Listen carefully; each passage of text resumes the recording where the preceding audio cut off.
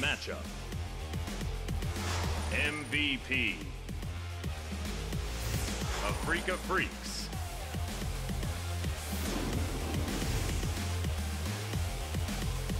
BBQ Olivers.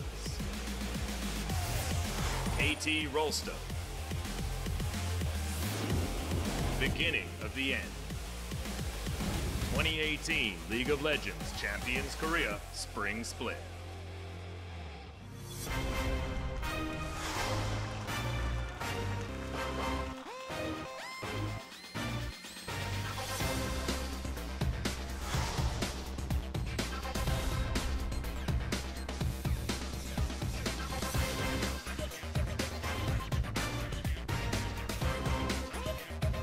Good evening, OG and Legion. Happy St. Patrick's Day, and welcome to another day of the LCK. I'm Achilles, that's Papa Smithy, and we're going to dive into a pretty interesting day of matches here as we have MVP going up against the Afreeca Freecs to start things off, and that's going to be KT versus BBQ. All of these teams have had their ups and downs, and it's kind of a day, especially after KT got smashed by Kingzone just a couple days ago, where pretty much anybody could beat their opponent.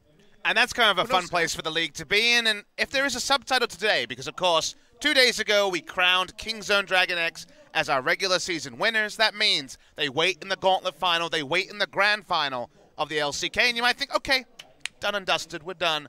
No, there's a very interesting other race, and that's for second place. It's between largely the Afreeca Freecs and KT Rolsta. And depending on how games go, if Afreeca 2-0 both their opponents, so today it's going to be MVP, and then they also have a matchup coming up in a couple of days against BBQ. If they 2-0 both of those opponents, regardless of the Afreeca versus KT result on the final day, game score cannot be overtaken, and they will go on to finish second. So they actually hold second place in their own hands. KT Rolsta, they play in the second series. Like you say, they have to play catch-up. So there's a very fun story going on, and the difference between second and third is an entire best of 5. So a lot of hype about whether Afreeca Freecs or KT Rolsta will finish second. Yep, we still have that race going on. Teams trying to grab those last 2 slots to be in the top 5. KT, Afreeca, and Kingzone Dragon X, the only ones locked in. Kingzone feeling a lot better about being actually locked into that grand final, as you were saying. But it's all starting to get condensed, and a win here for MVP puts them that much closer to overtaking SK Telecom, a bit closer to the Rocks Tigers, and maybe they'll be able to edge their way into that top 5 spot yet again, kind of just coming out of nowhere. But yeah, a win here today, a convincing one, is what's going to be necessary for MVP to make that move. And you're worried about the move downwards as well, Achilles. Kongdu Monster is in relegations. It could be any of SKT, MVP, Jinair, and BBQ joining them. I believe there's even an outside chance Rocks Tigers would fall that far. Of course, we are getting close to the end of the season. Some of these teams in the league only have 2 matches remaining. Of course, we are dealing with the ones with 3. Afreeca versus MVP should be a fun one. Showing here where things are and where the schedules lie. Afreeca Freecs schedule and KT schedule. Again, if Afreeca 2-0 MVP and BBQ, because our secondary tiebreaker is game score after match score, they won't be able to be overtaken. So definitely winnable series for them, but MVP have been looking better. BBQ are coming off a big victory against SKT. 2-0s are at a premium. We've actually had 5 out of 6 series this week go to 3 games. So far, the 2-0 is really a mark of class, because right now the difference between 1st and 9th is not as big as you might imagine in the LCK. Yeah, things have been really tight-knit here in the LCK, so it's been a lot of back and forth. A lot of these teams really trying to climb the standings, vying for those top 5 spots, and some of them might just be able to make it MVP. Going to be our first contender as they keep trying to move up the ladder. They have had their struggles as of late, dropping a game to Kongdu Monster in their last series, losing to Jinair as well. But you still have to say that these guys have wildly improved since the start of the season, and a lot of it has to do with that guy right there at the AD spot, Pilot, starting in over top of Maha. In their last 4 matches, they have beaten KSV and Rocks and dropped series to Jinair and a game against Kongdu Monster. That means they're always a threat, they're always a contender, and like you say, Pilot, who played 3 games of Tristana against Kongdu Monster, died twice in 3 games, which is insane on a champion that can be very hard to get through. Laning phase, AD, another great performance on the gangplank and in general, peaking at the right time. MVP leave themselves a lot to do every season because so far, 2 seasons in a row, they have struggled in the first round robin, but picked it up for the second round robin. Which means we can look forward to it again in summer where suddenly they just tank and then they end up being good by the end of it and then get into playoffs again. But over on the other side, we'll take a look at the Afreeca Freecs, the guys who are looking for those 2 zeros to secure that second place spot. Spirit and Kramer going to be starting here in the jungle and at the AD carry position. So going back to standards are the Afreeca Freecs. Yeah, 9-man squad as no longer is aiming being considered for selection. Means the jungle has been the only place that it has been rotating. I like the idea of Mowgli against the top teams just to go for the old peanut blank option that SKT were running last year and allow the more experienced jungler to sit on the bench and watch pathing. But just want to get more games into Spirit. Spirit will play more games as they get to playoffs, and playoffs are right around the corner. There's only 7 match days, including today, of the regular season, and then it gets even more cutthroat than it already is. Yep, we're going to be diving into that gauntlet to see which team will be joining Kingzone Dragon X in that grand final. Afreeca Freecs certainly have been looking like the contender as of late, but KT would really love to get themselves into that final best of 5. It's nice what you want. You know, every team is going to have the things they're looking for, but the manner of the victories in the 2 games that Afreeca picked up was dominant. They had almost 2 perfect games against Jinna despite losing game 2. You look at the KDAs and there's a bit of a similarity here. Both the AD carries are going to be the highest KDAs, but otherwise the number's going to be higher, of course, because Afreeca have done way more winning than MVP. Yeah, they started the winning a bit earlier in the season, as it turns out. MVP took a little while to get the engines warmed up, but they have been grinding their way through some of these victories, and Pilot has certainly earned that 6.6 KDA that he finds himself with. These teams have played together a lot. 20 games over the course of just over a year of play. They played a tiebreaker famously at the end of the spring season to judge the blue or red side for the first gauntlet game, the wildcard match. That feels like ages ago. And from there, in the regional qualifier, MVP were able to beat Afreeca. But it's a new Afreeca in 2018. No Marin, Keen in the roster, and so much more consistent. Afreeca Freecs, definitely the big favorites for today. They certainly are, especially with Spirit and Kramer starting off here on the roster, and that's going to be our key position. Both of these AD carries. Kramer's KDA has fallen down to 3rd in position, but still 7.7 going to be damn impressive coming out, and the 6.6 following right behind him. Literally is that 1.1 separating 3rd and 4th place. I believe Bang and Pray are the AD carries above when it comes to CS per minute. Number 1 is Teddy, who was at 12 for the majority of the season. Kramer, as we mentioned, he had a certain game that kind of surged that up. It was inflated for certain, as Kramer has now firmed as the only AD carry on the roster, and given his great form, there's nothing to really talk about there. Varus been the big pick. It's actually 5 games in a row of Tristana coming through from Pilot, so that's going to be a big pick to consider. We jump over to their better halves, the supports, and Tucson. There's another race to talk about at Killers. That's the MVP race. Yep. Tucson, 100 points behind his teammate in Kuro. A lot of other great players around that number. And speaking of numbers, these two have the largest support champion pools of anyone in the role. 13 for Max perennially. He's around 20, just playing everything, all the range supports, especially. Whereas on the side of Tucson, he's played the Blitzcrank. He's been a bit more frisky this season with his newfound confidence. Yeah, still haven't seen, the return of that Camille support there in the bottom lane. But we know that Tucson can have that one in his back pocket for a rainy day if he wants to bring it out. Of course, as you might expect, the MVP fans still going to be holding strong, pushing that poll up to 18%. But yeah, the Afreeca Freecs, they've exploded onto the scene here in spring of 2018, so they very much command the lead when it comes down to that fan vote.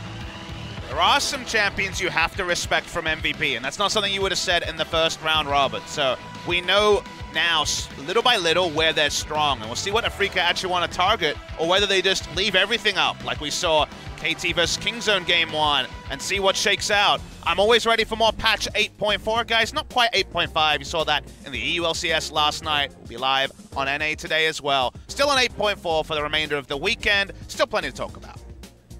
Yeah, still going to have those abandoned minions coming through. And speaking of bans, first 2 are out. It's going to be Gangplank and Sejuani taken off the board. Nothing really shocking so far, but targeted ban with the Talia does come through. Not nice to ban the Gangplank on blue side when you have ADD, another good Gangplank player, but Just had a very good game versus Kongdu Monster. He did, but unfortunately, Keen's had 7 out of 8 good games. He's 7-1 on the Gangplank, so not interested in leaving that open for the side of Afreeca. The Scion here is the fun one, Achilleos, because who's banning it, given that we have 2 of our biggest Scion teams? Seems like it will have to be an Afreeca ban, otherwise MVP will do well to flex pick it. Afreeca then will be setting up their draft about what is left to shake over on the red side, and they leave it open. So Afreeca has 2 champions they want to take. Notice that Galio is available here. The Scion, as we mentioned, available, and also the cream of the AD carry crop. So does MVP just lock up the flex pick Scion, or do they look somewhere else? 4 jungle bans already, so pinching down on that pool. As Afreeca bans away 3 of them, just trying to upset Beyond. Okay. But it actually is going to be a first pick Rise at the end of the day. That is not one I was expecting. Azir is usually taken as higher priority over the Rise. Zyra Khan is available. Seems like both teams are showing off the good stuff that's available. Given that there's a mid laner take into the Rise in Azir, it's surprising to see it so high priority. But Ian has had some great recent games on the Rise. Still a power pick on this patch. And MVP seems to be happy to take Tristana whenever it's available. Caitlyn will be the strongest possible laning phase, but Tristana Leona is a possibility here if Max wants to go down that route, and they'll just take Shen. A flex pick given that ADD is one of our bigger tank players. Watching the LPL, still a lot of support Shen, whereas in our league we have seen very little support Shen in the last 2 or 3 weeks. Yeah, has kind of fallen off, was even ban-worthy near the beginning of the split, but haven't seen it prioritize that much, but MVP still feeling it, so we'll lock it in, keep things a little bit ambiguous as to whether that Shen is going into the top lane or into the bottom side there for Max. And Galio, you mentioned it, wasn't first picked, wasn't grabbed at all by MVP in their 2 rounds, and it's just going to be locked in for Kuro in the end of the day. Kuro looked a bit full on when he had to lock in the Galio, thinking this isn't an MVP factory. How am I supposed How am I supposed to get ahead of Tucson even further? He's going to have to show us if he truly earns that first place in the MVP rankings, but we'll digress. MVP will ban away the Hextech Ultimatum Heroes Entrance synergy that is always prized by teams when they pick up one of the 2. So a lot of power picks banned away, and as you mentioned, the jungle pool, we're getting to the dregs of the jungle pool. It's very top-heavy at the moment. There's about 4 junglers that are used, and basically Sejuani every game, as Twitch chat likes to complain about. So we're going to go back to Lee Sin days. That'd be the dream. 8.4 Lee Sin, where he has to buy control wards, and his ward hopping is significantly more expensive. No tracker snipe. Feels bad. No, it does feel bad. Well, Scion, the final ban here from the Afreeca Freecs, so making sure MVP can't snatch that one up there for ADD, so seeming to think that the Shen is going to be in the top lane, and Gnar will be the final ban away here by MVP. So you would imagine jungle and then a counter pick for top lane, given that basically all the safe blind picks are gone. But Afreeca have been drafting, I don't want to say irrationally, but definitely with more creativity than other teams. We just got off the shortest game of the season with Anivia, Jinx, and friends. Yeah. Nocturne as well from Mowgli, but we don't really want to talk about that. And this is more rationality to the pick, though, as, okay, they digress. So we will go back to 2017 meta and get the Galio Kha'Zix duo. That was the favorite of BDD and Cuz on Longzhu Gaming. Now, Cho'Gath would have been a takeaway pick from MVP, but they remember the Shen and do put respect in the flex pick and leave it open. ADD's smiling. Come on, you're not going to play Fiora. I mean, hovering it right now for a long while. Fiora has not been He's having a gonna good do it. time. All right. He's just going to lock it in. All right, Screw ADD, it. one of the last people you expect to be blind picking Fiora. It could be a mid lane Fiora as well. No, they got Rise. Come on, guys. We're not going to be that crazy. Are we? I mean, come on. We're not 100% sure. Keen is the Rise top player. He's on the other side of the rift. I'm just saying, anything could be happening in this draft. It's MVP. Who's going in the jungle? It's a support Fiora. And we're just going straight off the deep end in terms of picks. We haven't had a Screw it all. Let's go. in like a month, Achilleos. Last one I remember was Blank, who did not have a fun time. All right. Afreeca just lock in Jinx. We can have 280 carries, whatever. They went off script. I think we need to get a writers meeting. But Gragas, the final lock-in alongside a Fiora for ADD. And now Afreeca ostensibly looking for a top laner. And it's probably just going to be the ultra-reliable Cho'Gath as they look at the enemy comp and go, there's a lot going on here. Let's get something that probably won't die in lane. So they go ahead and lock up the Cho'Gath. They're really interesting comp. They're still not sure which one's going top lane, Achilleos. because Fiora mid lane has been seen as a pseudo-counter to the Galio in previous metas. I think it's gone away. I actually think it's a lot less reliable than it was in the past. So we think it's going to be the top lane Fiora, but outside Chance and Afreeca, you never really want to draft a tank into the Fiora because they're not 100% clear. They'll go with the safest tank choice of all in the Cho'Gath when it comes to the laning phase. 20 seconds. The last time you can turn things over, and OGN will take it away at 22 and suggest that it will be Fiora in a tank matchup. That means we might see the return of Black Cleaver on the Fiora, on the old build, on the old play style.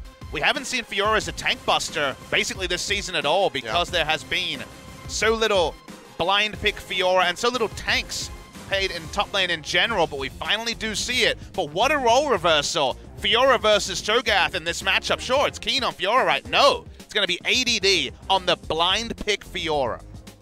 Absolutely bonkers. Pick coming through here from MVP. But yeah, like you said, not going to be, the skill matchup with versus the Camille that we've been so used to seeing as of late. So has that opportunity to just run away completely with the lane. Can likely expect some early visitation from Spirit up towards that top side to try to keep the Cho'Gath alive and in the fight. A lot of power on the side of Afreeca. On MVP, a lot of creativity. Let's see how it goes. Now, which one outweighs the other? We're about to find out as we jump onto the Rift. Afreeca Freecs looking for those double 2-0 victories in the next matchups. Let's see if they can get the ball rolling here with a Game 1 win as we dive in.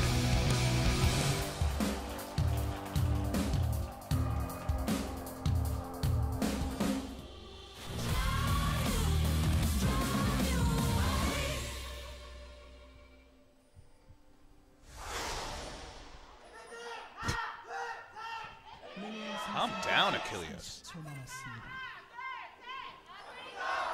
I know you haven't been around for just over a week. There's still have the fan chant. There's a bit of a stutter on the fan chant, which is why I did laugh. Well, I believe it is because that is not his normal speaking voice. He probably does not speak quite as boomingly as he does when he's at the studio. He's actually got a really high-pitched voice.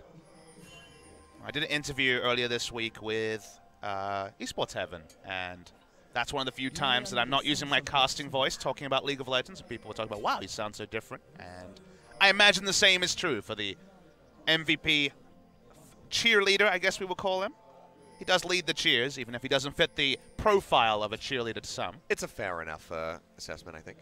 A title to bestow upon him. Well, I'm going to bestow upon the bot lane that MVP have a really poor 2v2 with Tristana and Shen. Both of them going to be outclassed in the laning phase by their opponents. An extra global from Max, who, notice, is going Aftershock. This was the choice on support Shen earlier in the season, but after the nerfs to Aftershock in terms of damage, the threat of the level 2 all-in went away, so a lot more unsealed spellbook for playmaking.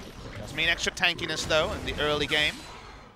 But you do worry about the bot lane laning phase. Top lane, the bastion of hope when it comes to laning. It's bot lane with level 1. Yeah, already the punish coming through, the Ignite thrown down there by Tucson. Chunks out Max quite a bit. You can see the win rate there for the Fiora, still not so hot. Has picked up an extra win, now 2-9. And an average KDA of 0.8. And Keen was the second win on that particular statistic. But yes, the KDA leaves lots to be desired. A hard to execute champion outside of laning phase. Oh, that's going to be the double pop-up. And this is just MVP playing the laning phase incredibly poorly. This is just absolutely brutal. Yeah, I mean, you drafted into what I guess you would call a dog matchup if you follow the dog champ idea of top lane. It's a matchup that you know is not about the 2v2. Tristana has great scaling, and the range for the sieging in the late game will be important. You got a global on the Shen to answer some of the map rotational plays that Afreeca can make. But when it comes to actually 2v2, and when you get your work performance rating, this one's not going to go so well for the side of MVP. No. Odd choice as well to go for the Doran's Blade instead of the shield there for Pilot. Should have known that he was going to be getting the crap poked out of him, so. Young going for a walk topside, and it's Cho'Gath, so he's overextended. Has the red buff as well. Body slam. Not going to catch him. It's going to flash away. A little get slowed up by the barrel. Flash in by Beyond. They get right in front of him. Keen trying to trade back. Takes ADD very low. TP now coming through. That's going to be the Vital, and that's going to be first blood as ADD takes it away. TP going to be completed by Kuro. So he completes his teleport. The only reason to do so would be to affect the lane and make sure it doesn't freeze. But ends up leaving it anyway, so the teleport does end up largely being useless. That was after a shop, so not as big a deal, but Kuro has to now walk all the way to mid lane. Gonna miss about 3 minions. We'll get the rest of them, but here comes another engaged pilot, able to jump away just in time. Max slows down the dodge zone. Tries to trade back, but Tucson, of course, going to come out on top of that one as we see Spirit waiting in the tri-brush. 6th game in a row of Pilot on the Tristana, which has risen in priority in the LCK, but Spirit's actually going to stay. Yeah, he's going to be spotted out now, jumps in. Max is going to go ahead and use that Shadow Dash, gets himself in underneath the turret. Will stay alive, but the punish coming through quite heavily there from the Afreeca Freecs. Yeah, double summoners, so they're going to feel good about that anyway. Tucson had to use his flash, but didn't have the ignite. Used it at level 1 to get such a strong trade. So far, even after everything, it does end up being pretty even in CS. Still, they put out damage. The W helpful in that regard. Yeah, got the root down, but now Beyond's coming around the side looking for his second successful gang. They want Tucson. They know he doesn't have flash. They'll just get the slow. And otherwise, we'll go ahead and start peeling back. Max is playing quite far forward. He could have just accidentally died to some feathers there. No blade caller, look at that. You take it down. That'd be pretty embarrassing.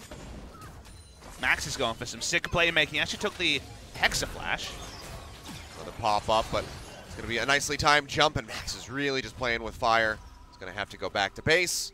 And Afreeca Freecs, complete control over the lane. Not a massive CS lead so far here for Kramer, but can start punishing as they push these waves into the turret here. And with first blood, you indicated it to me, Achilles, it's going to be a very early cull from ADD, who has also gone for Kleptomancy. We saw a phase rush from Smeb the last time out on Fiora, but Klepto is by far the most normal choice. And for once, the Fiora game plan is a bit clearer because we know what happens over time in Fiora lanes against tanks. First time we're seeing it in a true tank matchup.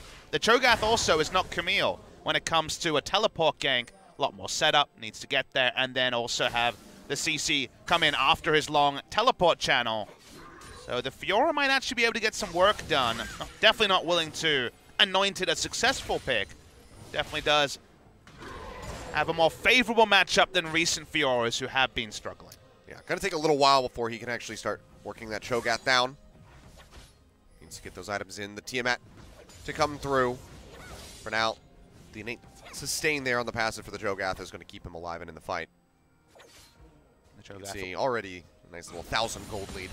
The Cho'Gath will have a role in Baron confirmation. They don't have a super fast Baron compass. Guess who's back? Back again. Yep, going to be looking for the gank here. Grand challenge has been thrown in. Keen chunked down to about half HP. He'll get slowed down. Gets the rupture to pop up ADD, but it's not enough. He's going to go down without that flash. Grand entrance coming through here. Kuro trying to arrive, maybe trying to turn something around, but he's very low on mana. Gets the taunt off, and he's just going to go ahead, Justice punch his way back underneath the turret. So just going to be another kill picked up by MVP. And it's more than that, Achilles, because they draw out the global as well for no value. Things seem a little bit sleepy on the top side. Remember, the Fiora was blind picked, and Keen felt confident to go in with the Cho'Gath. Bit of zombie pushing now, as every time he actually gets the shove onto the Fiora. Jungler comes in, good ganking pressure. But then you see the nicely timed disengage from Beyond and ADD. MVP are playing around this top side really well. And finally, it's a Fiora that's set up to succeed. Yeah, and MVP going to take that nice early little lead here. Hasn't translated into any objectives yet. Infernal Drake, our first one here, still standing on the Rift. See Kramer there, assisting Tucson to just get away from that Shadow Dash. Very elusive, of course, with this Lover's bot lane, so trying to land that taunt is going to be a very difficult task for Max. And we see it. We'll see if Afreeca try to rotate around the Fiora as we crest into the mid game. Keen has rushed into the Bramble Vest. That is still a great item against the constant sustain of Fiora, but in no way as strong as it was last year when it was the meta first item on basically every top lane tank. Things definitely going better than expected. A 1,200 gold lead. The entire gold lead of MVP is on the Fiora. Yep. Entirely resting on him. The Rise is doing all right as well, as it turns out. Ian's been farming up there, and Kuro with his roams towards the top side, first with that completed TP. And then the ultimate has fallen behind by just over 20 CS. The timing of these ganks has been so important because if you think back to the last time we had a meta of Kha'Zix and Galio, Kha'Zix would have the invade because he has the dueling and skirmishing advantage over Gragas basically every time, and then Galio would rotate. Kha'Zix is supposed to set the speed of this jungle matchup, but Gragas' 2 early ganks and now the hero's entrance being used means it's much harder for Spirit to make this playstyle work, as you can see on the screen. And also, MVP have done the hard work before the hero's entrance is even available, so they're rewriting what is supposed to be a pretty one-sided early pressure advantage, the side of Afreeca. See if MVP are going to be the ones that are able to maintain control over the game and continue to dictate the pace. For now, Rome coming through, Tucson joining up into this mid lane as Beyond goes in for the body slam. He's going to get popped up. He'll get taken low, and he'll just get taken out. Kuro comes up with a kill. Realm Warp thrown down just to try to bail him out, but Beyond goes in aggressive, and you can see he doesn't really know what he was even thinking at that moment. Yeah, it seemed like he just had just a bad read on the situation. Didn't respect the bot lane was going to rotate first, and there was an extra member from Afreeca. Didn't even have to invest a flash from Kuro to make that happen. Wombo CC'd to death. First mistake from MVP. But if you can get a lot of advantages around the mid lane without even using ultimates from the likes of Galio, that's happy time. Nice decisive play from Tucson. Shen ultimate was used in this. Yeah. A very long cooldown that has to be respected. Oh. And we didn't even catch that till the end, but ADD also invested his flash. So that was actually even costlier on... So yes, his teleport. That was even costlier on summoners and ultimates than it first appeared, as Spirit just walks over the Infernal and solos it down. Yeah, there we go. Finally does get that objective off the Rift, and it's going to be a second one on the way. So that one slip up from Beyond does cost MVP quite a bit, and if Afreeca can net themselves that second Infernal Drake, suddenly this isn't looking so bad for them. And suddenly we have battle lines drawn. We know where MVP is strong, top side, through the Fiora. So Gragas going for the Rift Herald into plays around the Fiora is probably where MVP should go. It's where their bread is buttered, let's say. Whereas MVP, where on the side of Afreeca, they have the good roam, so they can potentially turn things around. But you're very happy to double down around Xayah Rakan and also a monopolization of Drakes when it includes 2 Infernals. So far we know where both teams are strong. Attempting to actually override where they're strong and turn a weakness into a strength or vice versa is quite difficult at the highest level. So we'll see how both teams play out from this first 10 minutes of action. Beyond roaming his way up. You can see ADD just going to go ahead and proxy this little wave behind the turret. Beyond is here to back him up. He starts to rotate over. Body slam comes in right as he just jump in on top of the Cho'Gath. They'll go in underneath the turret, knock him right back out with the explosive cask. And Keen, well, challenge completed. Last hit comes through, and ADD is going to go 2-0-1, but now he's in a spot of bother. Spirit comes in, slows up from that barrel. Now they're just going to turn this one around, try to kill him. ADD still has to back away. Realm Warp comes through from Ian. Does he want to flash the wall? The answer is going to be yes. Rune Prison's there, into the Overload, and that is a dead bug. And now MVP may be looking for that first brick gold as they focus down the tower. Yeah, Afreeca's playing really strangely this game. They were trying to bail out where they were weak, and Spirit got very aggressive and greedy, trying to pick up a trade kill. Throughout that whole action, I was watching the minimap, and Ryze was actually controlling the top side of mid lane, whereas Galio was tending towards the bot side. So Ryze could clearly say, no hero's entrance play is going to come, no teleport is going to come, I have control. Watch the minimap. Galio is never going to join this fight, so they're heavily outnumbered. The turret dive happens, it's a kill. That's all it needed to be. But then Spirit comes in basically a 1v2. Beyond's full health, he can stop him being isolated. Ryze's first rotation. This is really strange play from Spirit, who this game is actually starting instead of Mowgli, but not really making a great performance so far. A great show of himself. Yeah, I mean, the leap in to get the damage on the Fiora forces out the flash, but he chases in with a flash of his own. Oh, look at the gold lead. It's monstrous on the top lane. That is just brutal. It's 2,800 gold at 12 minutes. Got a damn Black Cleaver and Tiamat. That is a very, very scary Fiora. ADD trying to do her a bit of a favor by getting those win rates up. 18%. Might be just a little bit more than that after this game. Of course, after this, we find out that ADD is the sickest top lane carry. Just wasn't allowed to play carries, apparently. He's just been stuck on Cho'Gath all the time. He was even more hiding in plain sight than Khan, who was in the pro scene for a few years. We did see his Gangplank. We know that his Gangplank, at least versus Kongtu Monster, is pretty good, but I guess that doesn't say too much about it. We definitely try to check our language, if you're wondering, OGN Legion, when it comes to performances against Kongtu Monster, because, you know, they're losing a whole hell of a lot. It's not a great way to estimate somebody's ability. Your metric is a bit skewed. We don't like to talk about skewed stats, and unfortunately, Kongtu has been providing those. And bot lane, Keen's like, I'm going to fight these minions, because that Fiora is pretty scary. Oh, well, going in. We'll land the taunt there onto Ian, but not going to find the pop-up. They get him with the quickness as Max arrives, but maybe going to be regretting that decision. FLICKR not going to find the route. Rift Herald goes in for the charge onto the turret, but won't even be taking it down on that push. And this is what Afreeca need to do. Force MVP to react to their proactive moves that are nowhere near this man on your screen, ADD. If ADD is involved in the calculation, it's going to be a big advantage to the side of MVP, despite it being Fiora in a team fight, as I'm alluding to. As Afreeca want to outnumber, and remember, they have Galio. They have the power to outnumber, more so than MVP do. But so far, Afreeca have made a handful of mistakes around the Fiora, and now any win condition there is out the window for a little while. So just going to find themselves down by about 3,000 gold. Infernal Drake silently giving those extra little stats over to Afreeca. But until we see 2-3 items start to come through, they're not going to be the most relevant. But getting that second Infernal in a minute and a half, that could be one of the things that later goes on to help Afreeca turn this game around.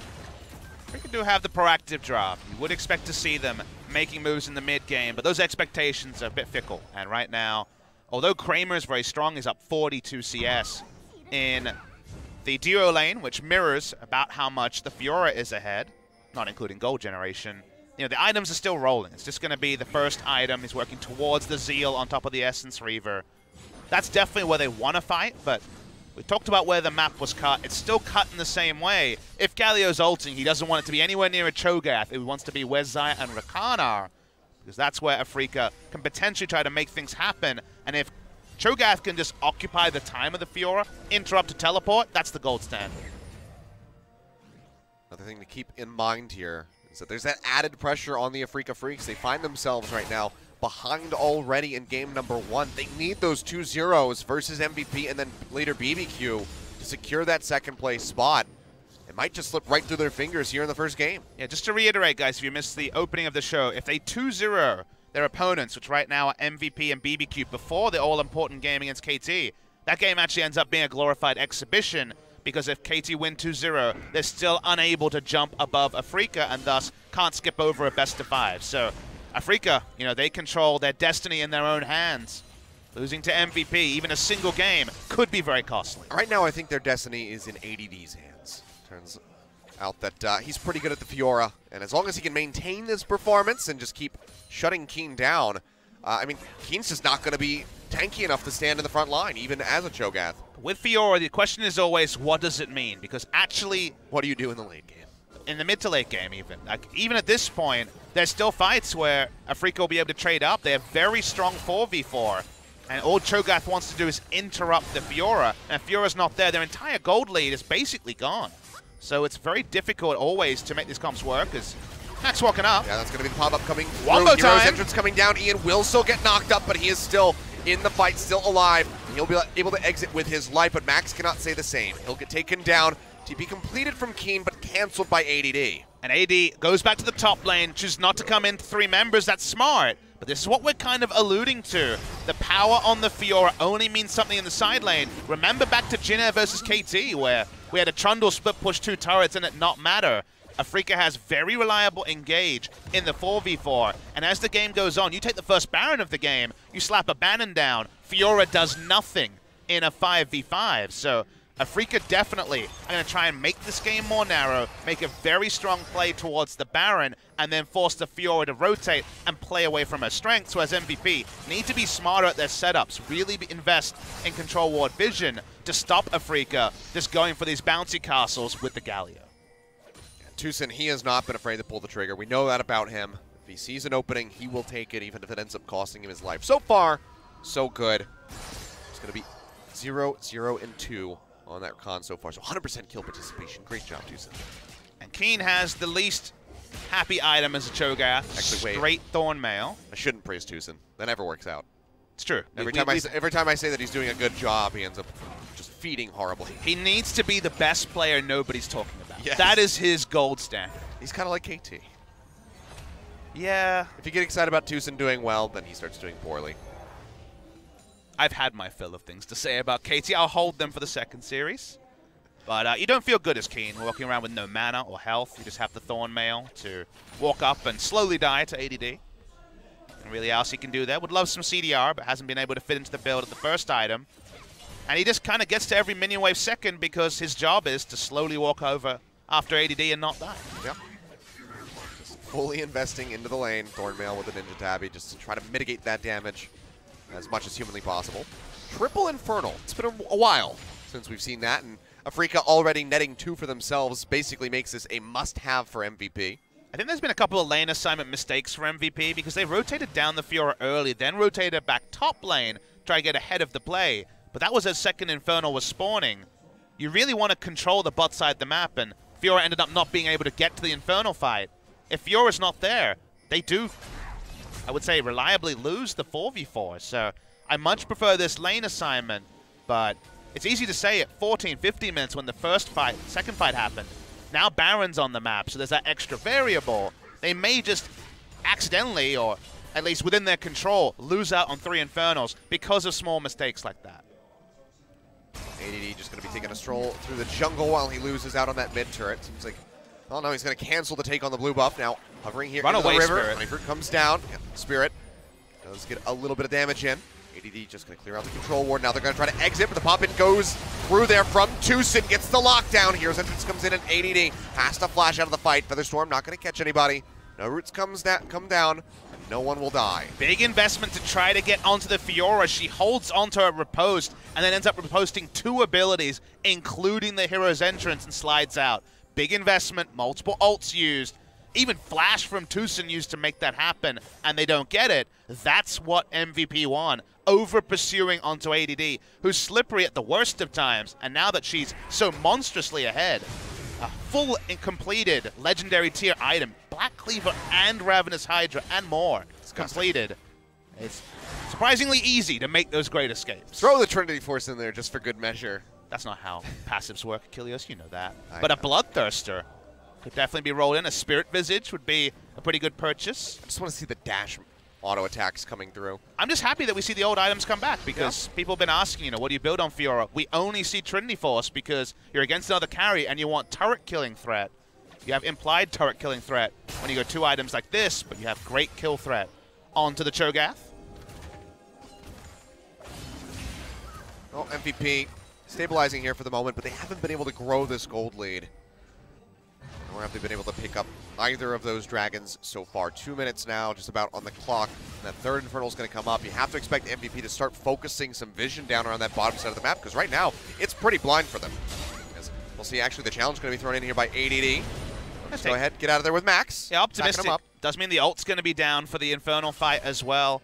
Turret diving at Cho'Gath with Thornmail is going to take a long time, so that was definitely an unreliable choice. And notice that MVP, we said, okay, lane assignment, get the Fiora around the Drake you want to fight for. That's done. So thumbs up for that one. But you're right, the vision control for MVP, which is something they desperately needed to do, is now very, very defensive. It feels like Afreeca actually setting the tone of the game, despite the fact that there's theoretically one person on the Rift that no one can fight. And MVP's not getting enough out of how big the Fiora is until now, seeing her solo down a turret. Yeah, the gold lead just hasn't grown. It's still just stagnating around 2,000 gold here at the moment. As ADD was able to finally take that turn, but Infernal now in under a minute. ADD is trying to get some vision around, but he's got very limited options. Throws down the Trinket Ward, and that's about it. And fight-wise, it feels like maybe Afreeca even better to go now because they have 2.5 items on the Xayah, the BF Sword towards Infinity Edge, and the damage amp from the Zeke's Convergence already complete. Fiora's not necessarily a team fight beast, so there's already an argument that Afreeca have been able to get over the hump that represented the first 10 minutes of the game. We're going to see Infernal spawn, number 3 in 20 seconds. For now, vision control pretty absent from both teams around the Drake, despite there being a single control ward in the Pixel Brush. Back up to the top side, Infernal in 10. Afreeca just hovering in the river here, stationing Spirit up. They have the control ward. They will see MVP pushing into the river.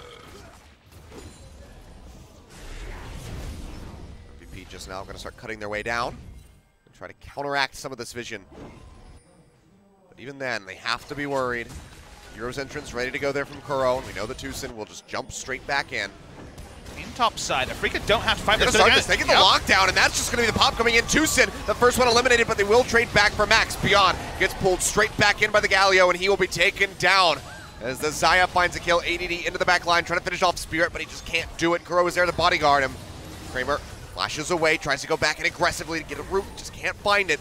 And Afreeca Freecs will start kiting back, playing in these choke points. They will maintain control. They got 2 picks, so the 2-for-1 in their favor. It seems like neither side might be able to get onto that dragon here for the moment. Taunt comes down. That's going to be the pop-up. ADD going to be focused out, dashes away, gets one hit in to get the heal, but it doesn't matter. He'll get taken down in the end. Kramer finds another kill. 3-0-1 now on the Xayah. TP out from Tucson. Afreeca Freecs should be able to secure that Infernal Drake, if not just the Baron. They just want to go straight for Baron. At the time, Pilot was farming minions in the bot lane as Fiora was still involved in some sort of an outnumbered skirmish. The respawns have happened. Beyond's trying to walk up, but this Baron's going down fast. Yeah, they are just absolutely shredding this one. No one nearby to go for the steal. Ian could just throw in a spell, but that's about as good as it gets. And Baron over onto the side of the Afreeca Freecs. The flash in on the taunt. They lock him down. They take both of them out. Afreeca Freecs just starting to run away with this game. Finally have a gold lead for the first time here. 24.5 minutes in, and now with a Baron buff, they're going to extend that as they look to knock down these turrets. Yeah, freaking in the very early game, we've seen them give over a couple of kills in the Kuro LeBlanc game a few weeks ago, and in this game, make some mistakes around top side. But when they get going, they get going. They have a front-to-back teamfight comp that outclasses MVPs. MVP had some wrong lane assignments and also didn't get the most out of the Fiora, and now it's Baron buff, triple Infernal, Wombo, front-to-back teamfighting comp. That's a big mouthful, but it's a lot of damage as well as no one can get onto the Xayah. So much peel for the side of Kramer. And now great difficulty to see how MVP can actually force something, especially against Baron. Yeah, just great lockdown from the Afreeca Freecs as they are showing. The taunt into the Rupture, the hero's entrance on top of it all with the quickness stacked in. They can just keep somebody CC'd for days. And MVP just get picked off like flies. Watch this though. Fiora goes in with a Q and then tries to leave. Pilot's already 3/4 of the way to the bot lane minion wave. So unfortunately, they are definitely not playing around where they're strong or where they're weak. Communication seems to be at a premium for MVP. Now we see ADD in the top lane going for a bit of a solo mission. Something like a buster shot there to knock everybody back would have been certainly welcomed by ADD, but does not have it. Now MVP just let themselves trying to counter push against these Baron-empowered minions. No banner of command yet, so at least that slight reprieve there for the MVP side, but they had control of this game. They got the ball rolling out of the top lane very early on, and now it might just be slipping through their fingers.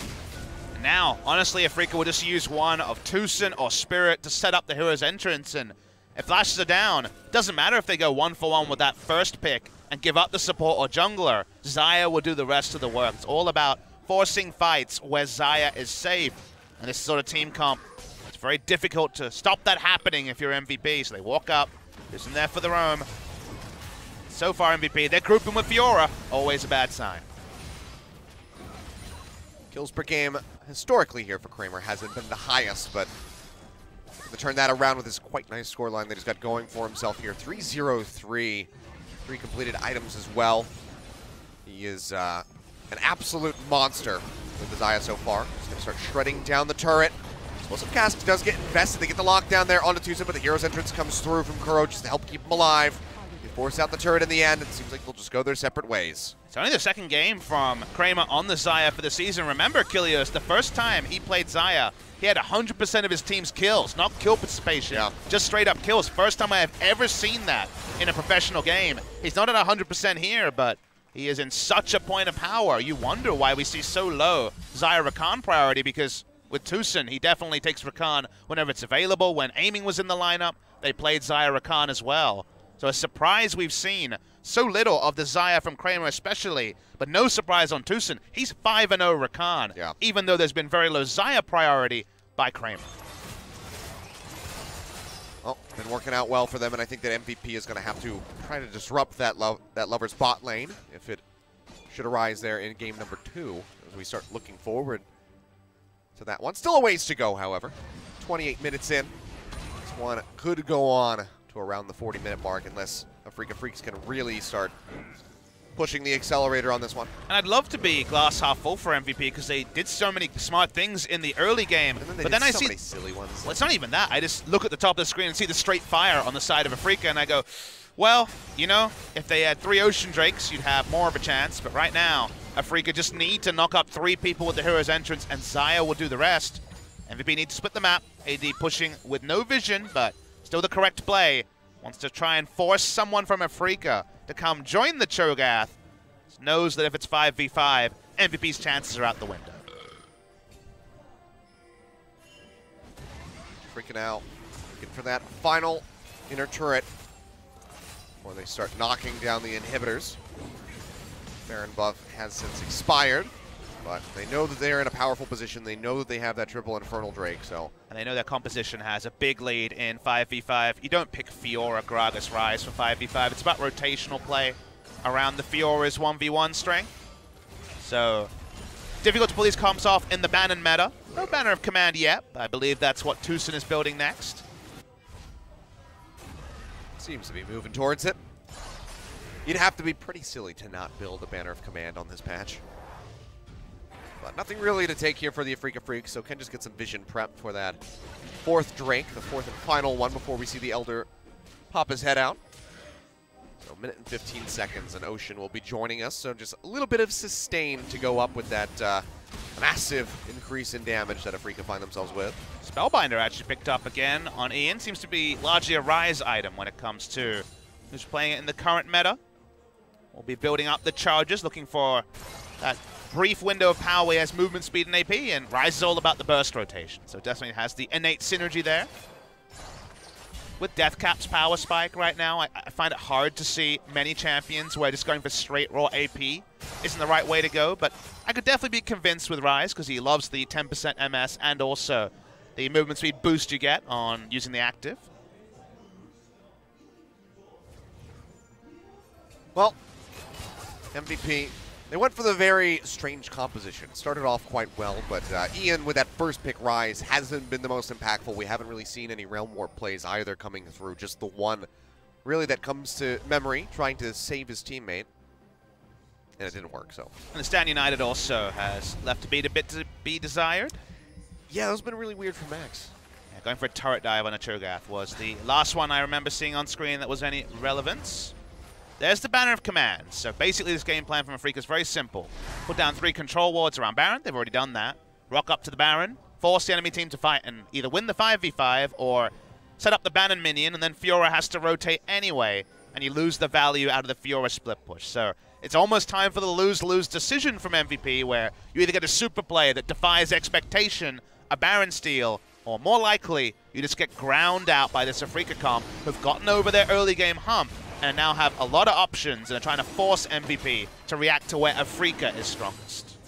MVP trying to add another objective onto their scoreboard. The Ocean Drake coming through, but in the meantime, Beyond just gets absolutely deleted. Again, the CC is just huge as far as the chains are concerned there from Afreeca Freecs. They lock him down, he's dead, and that's got to be another Baron that is just freshly respawned. Beyond evaporated like a glass of cold water on a hot day left outside. It just instantly was gone. They turn on to Baron. Cho'Gath doesn't even defeast it. He wanted to feast stack, couldn't get into the pit. The damn buff died so fast. Now they roll through mid lane. They put down a Banner of Command minion, and it doesn't matter how much gold your Fiora is ahead. Right now it's only 3,000, which given it was 2.3k at about 12 minutes, it's definitely gone down. And there it is. Going to be using the top side, and Ryze says no fair.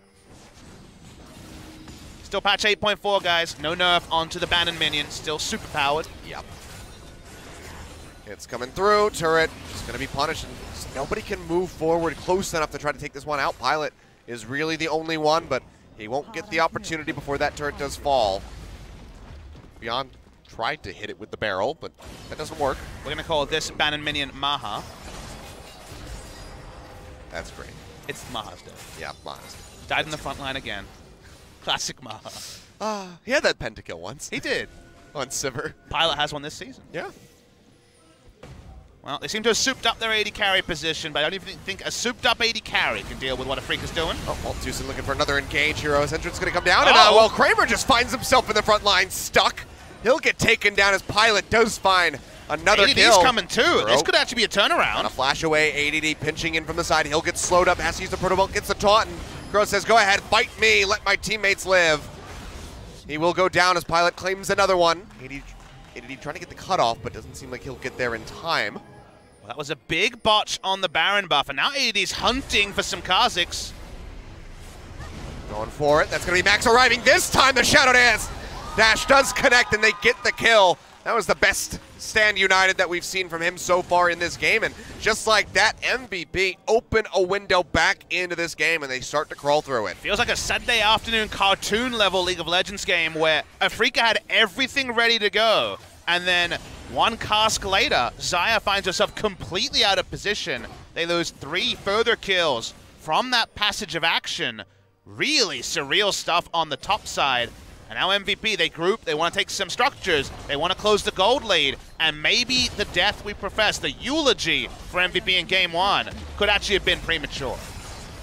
Yeah, might have just been a bit comatose there from MVP, but now they're waking up. They're joining us yet again as they try to turn things around. Pilot adding 2 more kills there for himself with that Tristana. Still deathless, now 3-0.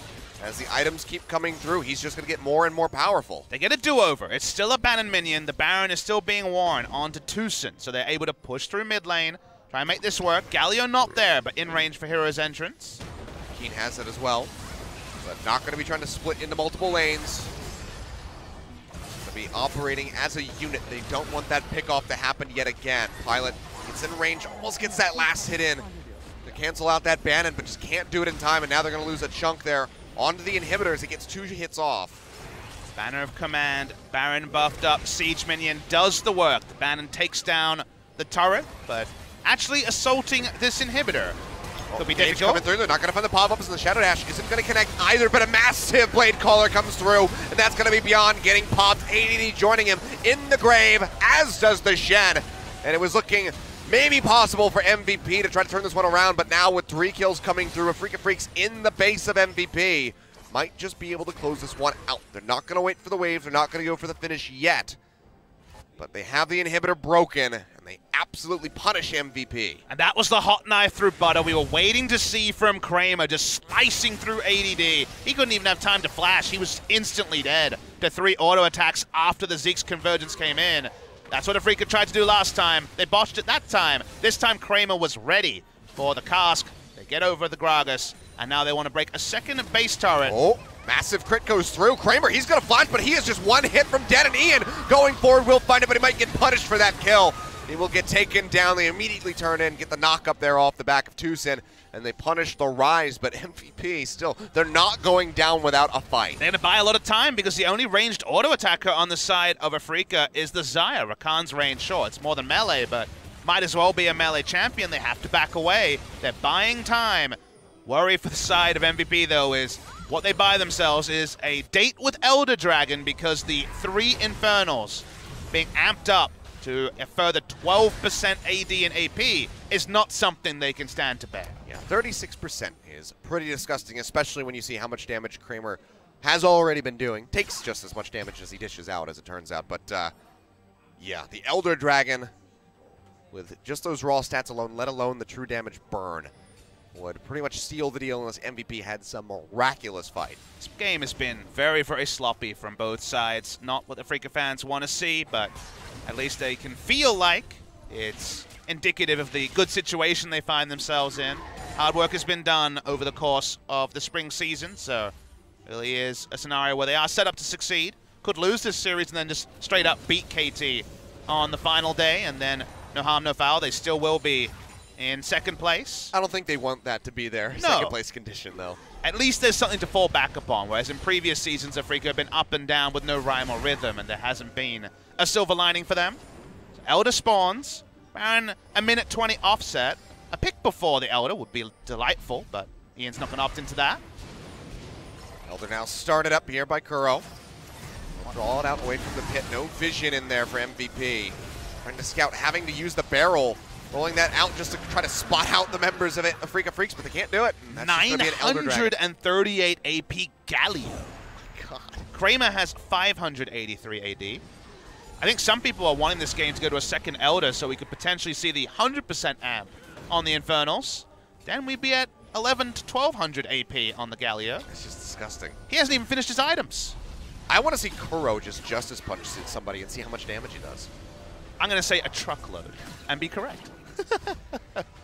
Oh dear. Well, Baron coming up in 30 seconds. Looks like Afreeca is just going to go in for a final back as ADD serves his way into the bottom side of the map. I accidentally looked somewhere I shouldn't look, Achilles. I got very depressed at Beyond's items, as there are people here who have almost 6, and he has 2.5. Oh.